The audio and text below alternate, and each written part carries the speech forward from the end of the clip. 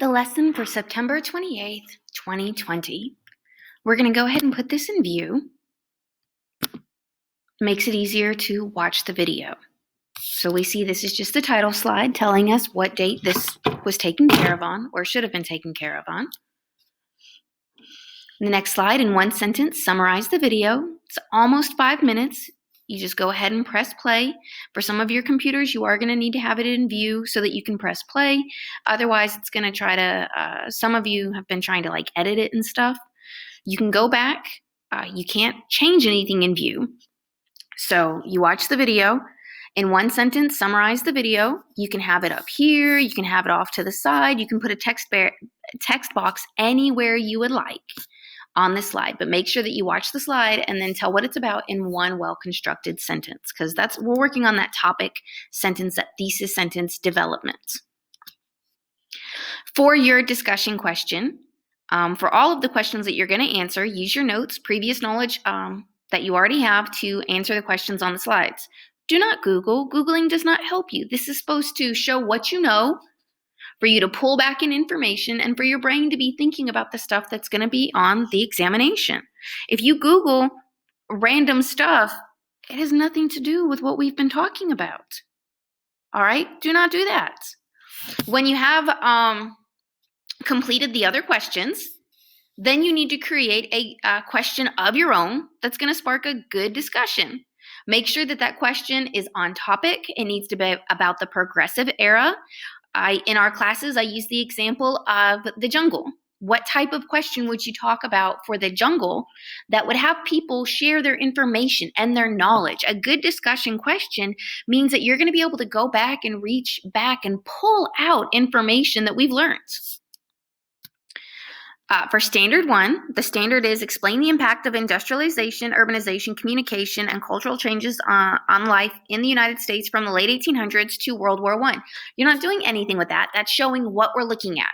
So your question number 1, how did the rise of cities change America? So people moving to cities, how did that affect the United States? Now, if you notice, I put this in slides. I didn't put this in a doc. So I'm not looking for a paragraph, 1 bullet, maybe 2 bullets. There are so many different things that you could use to answer that question. Question number 2, what impact did technology have on society during this time?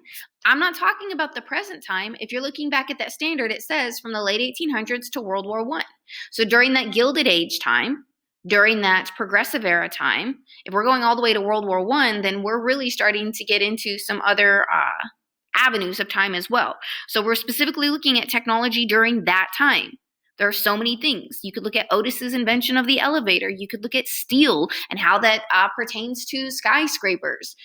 There are a lot of different things that we've talked about that you could pull in for that. And remember, a sentence or two. It's just to get your mind thinking. Standard 2, describe reform movements and changing social conditions during the progressive era in the United States. Again, that's just the standard. You need to describe 4 muckrakers in a chart. Tell what they did.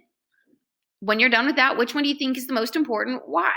So, you know the 4 muckrakers that we've talked about in class. Do not Google muckrakers, because then you're going to end up with random people.